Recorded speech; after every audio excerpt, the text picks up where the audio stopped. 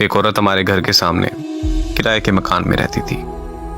उसके 2 बच्चे थे जिनके साथ वो रोज शाम को अपनी छत पर खेलने के लिए ले आया करती थी।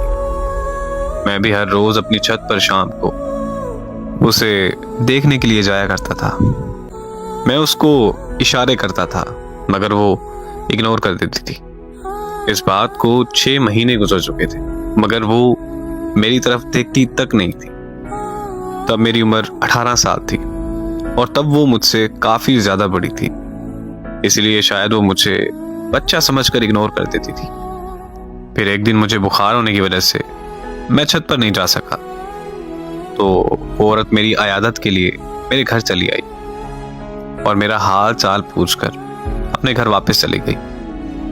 उसका मेरी अयादत को आना मेरे लिए इस बात का इशारा था कि उसके दिल में भी मेरे लिए एहसास है। फिर जब मैं अगली शाम छत पर गया तो वो इशारों में मेरा हाल पूछने लगी। मैंने उसे इशारों में बताया कि हाँ मैं ठीक हूं, तो वो मुस्कुराने लगी।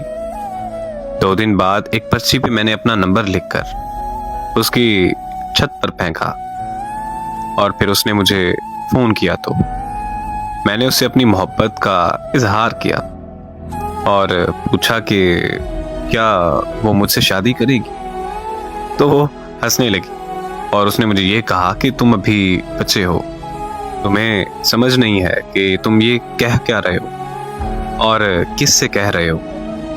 वो कहने लगी कि तलाकशुदा औरत से कोई शादी नहीं करता और मैं तो तलाकशुदा होने के साथ साथ 2 बच्चों की माँ भी हूँ। उसने मुझे कहा कि तुम अच्छे लड़के हो, बस हम दोस्ती तक रह सकते हैं। मैंने उससे मजीद शादी की जिद की तो उसने मुझे कहा कि अगर तुमने दोबारा शादी की बात की तो मैं तुमसे बात ही नहीं करूंगी। मैं वहां पर चुप हो गया और हम दोस्त बनकर रहने लगे। हम एक दूसरे से हर बात शेयर करते थे। एक रात हमारी फोन पर बात हो रही थी कि उसने बताया कि वो घर पर अकेली है क्योंकि उसके अम्मी अब्बू शहर से बाहर गए हैं। ये सुनते ही मैं उसके घर के बाहर पहुंच गया और उसे दरवाजा खोलने को कहा, लेकिन उसने दरवाजा खोलने से इनकार कर दिया। तो मैंने भी जिद कर ली कि मैं पूरी रात घर के बाहर बैठा रहूंगा। 2 घंटों की जिद के बाद आखिरकार उसने दरवाजा खोल ही दिया।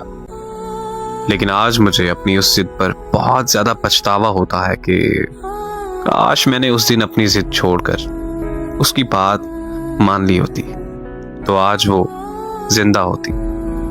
उसके दरवाजा खोलते ही मैं अंदर चला गया। वो बहुत परेशान और घबराई हुई थी क्योंकि उसे डर था कि किसी को पता चल गया तो उसकी इज्जत खाक में मिल जाएगी और फिर उसका डर सच साबित हो गया।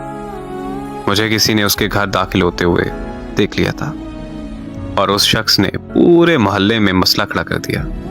सारे मोहल्ले वाले इकट्ठा होकर उसके घर के बाहर आ गए। मैं छुप गया था लेकिन उन्होंने मुझे ढूंढ लिया था। मेरे घर वाले भी मोहल्ले वालों के साथ मौजूद थे।